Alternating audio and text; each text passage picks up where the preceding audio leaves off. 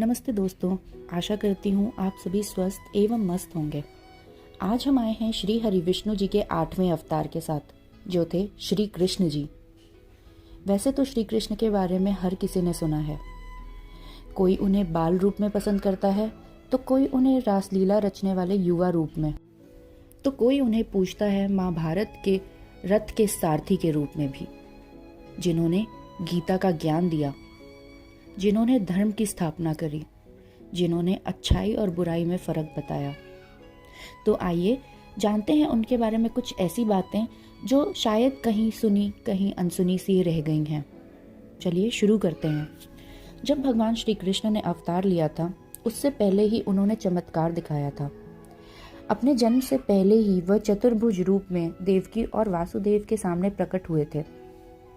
तब उन्होंने देवकी और वासुदेव से कहा था कि मैं आपके पुत्र के रूप में जन्म लेने वाला हूँ और मैं ही कंस का वध करूँगा। मेरे जन्म के साथ ही आप मुझे नंद जी के पास छोड़ आएं। तब वासुदेव और देवकी ने उनसे बालक रूप में प्रकट होने का आग्रह किया और कृष्ण बालक रूप धारण कर माता की गोद में आए। श्री कृष्ण की माया ऐसी थी कि देवकी और वासुदेव को ये सारी बातें याद ना रही। श्री कृष्ण ने जैसे ही अवतार लिया, इन्होंने अपने माता पिता की यादों को भुला दिया। वासुदेव और देवकी को यह याद नहीं रहा कि भगवान ने उन्हें चतुर्भुज रूप में दर्शन दिया था और श्री कृष्ण के अवतार में अवतरित हुए। अपनी माया से श्री कृष्ण ने कंस के सैनिकों को अचेत कर दिया, माता देवकी को घोर निद्रा में सुला दिया। वासुदेव जी श्री कृष्ण की प्रेरणा से अर्धचेतन अवस्था में बाल कृष्ण को लेकर नंदगांव पहुंच गए और वहां नंदराय के पास बालक श्री कृष्ण को सौंपकर वासुदेव जी कंस के कारागृह में वापस लौट आए। लेकिन इन सभी घटनाओं का स्मरण वासुदेव को भी नहीं रहा। यमुना चाहती थी श्री कृष्ण के चरण का स्पर्श। जब वासुदेव जी भगवान कृष्ण को लेकर नंद जी के पास जा रहे थे, तब खूब बरसात हो रही थी। इस दौरान उन्होंने यमुना नदी पार की। यमुना का पानी लगातार बढ़ते जा रहा था। तब वासुदेव जी ने उस टोकरी को अपने सर पर रख लिया जिसमें भगवान विराजमान थे। यमुना को भगवान के अवतार के विषय में जानकारी थी और वह श्री कृष्ण के चरणों का स्पर्श करना चाहती थी। इसलिए यमुना का पानी लगातार ऊपर बढ़ रहा था। जैसे ही यमुना ने श्री कृष्ण के पैरों का स्पर्श किया, वैसे ही पानी कम होने लगा। इस तरह यमुना जी ने सबसे पहले श्री कृष्ण के पैरों को छुआ था। माना जाता है मैया यशोदा पिछले जन्म में माता कौशल्या थी।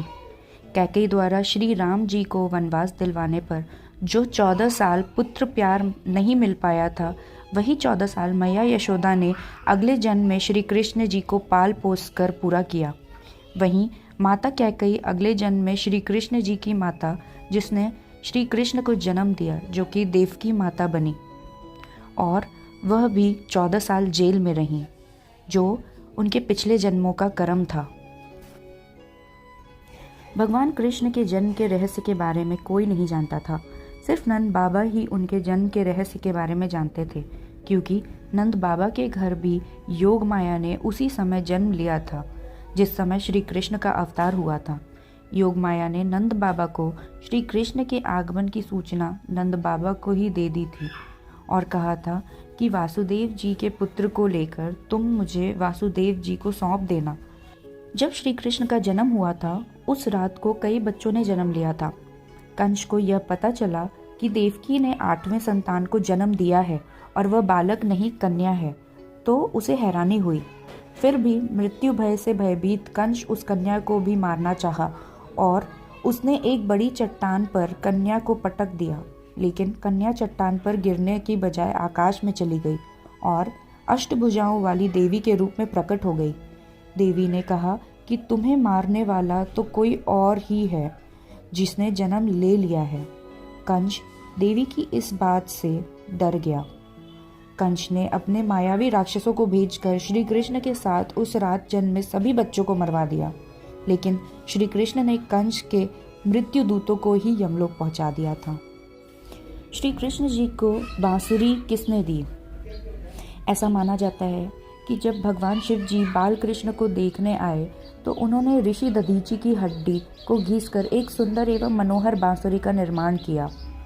जब शिव जी भगवान श्री कृष्ण से मिलने गोकुल पहुंचे तो उन्होंने श्री कृष्ण को भेंट स्वरूप वह बंसी प्रदान की, उन्हें आशीर्वाद दिया। तभी से भगवान श्री कृष्ण उस बांसुरी को अपने पास ही रखते थे।